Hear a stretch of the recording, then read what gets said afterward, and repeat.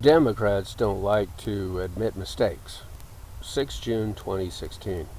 The Democrat Party almost never admits mistakes. Like the Clintons, it denies and misdirects responsibility, as in the reason for the Benghazi riots being attributed to a producer of a minor video about Mohammed that has consequences for U.S. national interests. The Clinton NAFTA agreement with Mexico is an example. Free trade with Mexico meant that U.S. manufacturers would relocate to the far cheaper labor environment of Mexico to produce goods for export to the USA and the world. And they have. If U.S. workers were not to lose out, it was requisite that no cheap foreign labor be allowed to enter the U.S. labor market, legally or illegally. Democrats have instead adamantly opposed building a wall or security canal to keep illegal migrants from crossing the Mexican border into the USA. So, U.S. workers have been doubly screwed by manufacturers relocating to Mexico and illegal Mexican workers entering the USA by tens of millions. The Democrat Party is a party of appeasement and irresponsibility. Another example was the Clinton decision to bomb the crap out of Serbia to force the Serbs to leave Muslims alone and not purge them from Serbia and surrounding areas. The Clinton method arguably was not the only way to accomplish the end of the bloody purge. Regardless, it was the leftist Clinton attitude to promote Muslims and pontificate about religious tolerance that created a swamp for the growth of terrorism in the United States and Europe, culminating in 9/11 and the bloody interventionist wars of Iraq and Afghanistan, and the election of a president raised in a Muslim nation who supported the development of civil wars or anarchic chaos across North Africa and the Middle East from Libya to Syria.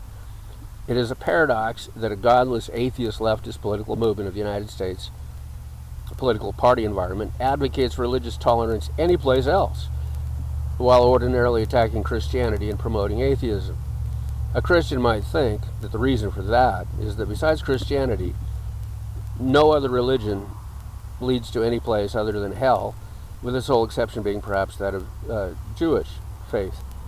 Democrats seem willing to accomplish the will of Satan to degrade mankind and foist doom under the guise of sensualism and hedonism upon a Zarathustrian New World Order with proletariats ruled by a butch, lesbian kind, wise guys, supermen, broadcast media, and women kissing butts of corporate political oligarchs.